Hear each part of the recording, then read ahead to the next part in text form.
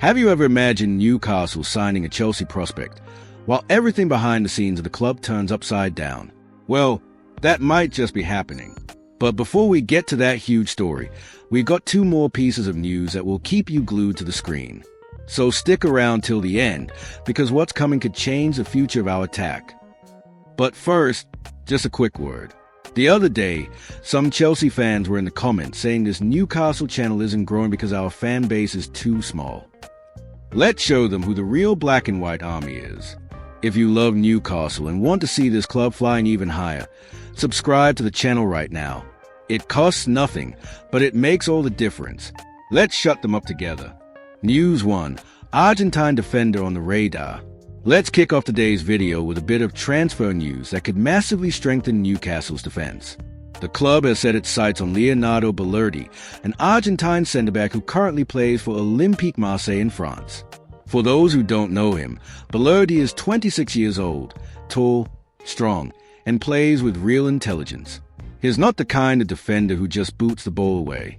He's calm under pressure, confident with the ball at his feet, and always seems one step ahead of the play. Last season in League One, he made 29 appearances and was one of Marseille's most reliable players at the back. His stats speak for themselves: 54 tackles, 25 blocks, and 38 interceptions. So he's not just solid, he reads the game well and knows how to protect his box. And here's the most impressive part: his passing accuracy was nearly 94%. That shows he's not just a defender, he helps build the game from the back, something Eddie Howe really values. Now, signing Balerdi won't be easy. He's under contract with Marseille until 2028, and the French club won't let him go for cheap. If Newcastle want him, they'll have to put serious money on the table. But inside the club, the coaching staff believe he could fit right into Howe's system, even if he needs some time to adjust to the Premier League's pace. And let's be honest, Newcastle do need reinforcements at the back, especially if we want to push to the top and fight for European places. Last season made it clear that without proper squad depth, it's hard to stay consistent, especially when injuries hit or when starters need rest. That's why Balerdi's name is so exciting. He's not a headline grabber, but he gets the job done. Quiet, composed, and dependable, the kind of centre-back you can trust in the tough moments. And at 26, he's still got time to grow and improve alongside Newcastle's long-term project. So keep an eye on this one, Toon Army. Because if Newcastle managed to land Balerdi, it could be a major step towards building a more solid and competitive defense. News 2. Behind-the-scenes chaos at Newcastle. Now hold on tight. This second story has nothing to do with what's happening on the pitch, but everything to do with what's going on behind the scenes at Newcastle United. And let me tell you, things are getting tense. The club's leadership structure is going through real turmoil. First of all, Newcastle currently has no sporting director. That's right, Paul Mitchell, who had only recently been brought in to help lead recruitment and football strategy, has already left the club. And as if that wasn't enough, the club CEO, Darren Eales, is also on his way out due to health reasons. He is now working his notice period and is expected to step down very soon. With both of them leaving, Newcastle has suddenly lost two of its most important figures in club management.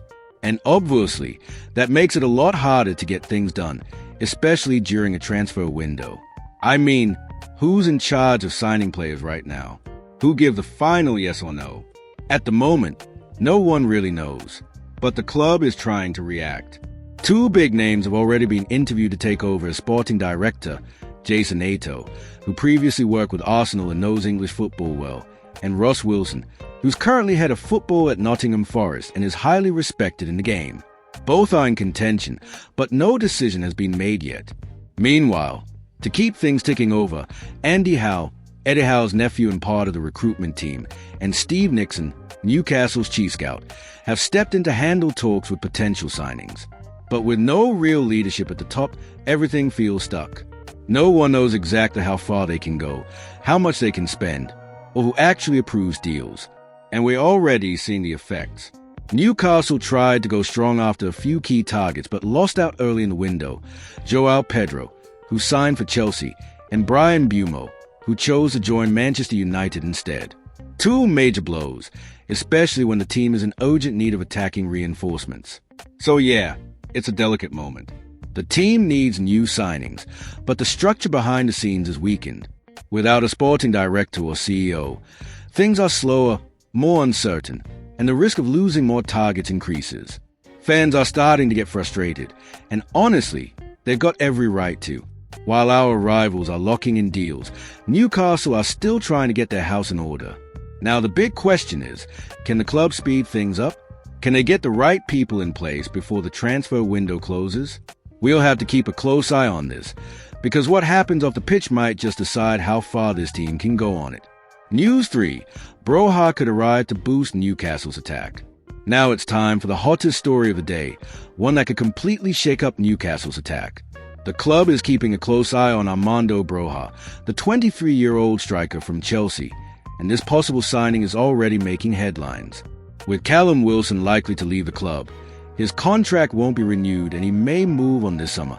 Newcastle has already started searching for a new forward. And that's where Broja comes in. If you're not too familiar with him, he played for Albania's national team and has had spells at clubs like Southampton and Chelsea in the Premier League. Despite struggling for game time of the Blues, mostly due to injuries and heavy competition, those who follow him closely know he's a player with serious potential. And Chelsea have made their stance clear. They want to sell him permanently for around £30 million. No more loans. They are looking to raise funds, and that opens a door for Newcastle to step in strongly.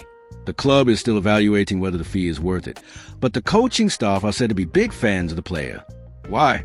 Because Broja's style fits perfectly with Eddie Howe's system. He's strong, quick, clever with his movement, and a solid finisher. He also loves pressing high up the pitch, not the kind of striker who waits around for the ball. He chases, he battles, and he stays involved in every phase of the game. And that's exactly the kind of energy Newcastle needs, especially with a packed fixture list ahead. Alexander Isak will remain the first-choice striker, and rightly so, after his brilliant season. But no team can compete in the Premier League, domestic cups, and maybe even Europe in the future, with just one reliable striker. Broja would be a real option from the bench, and even push for a starting spot in certain games.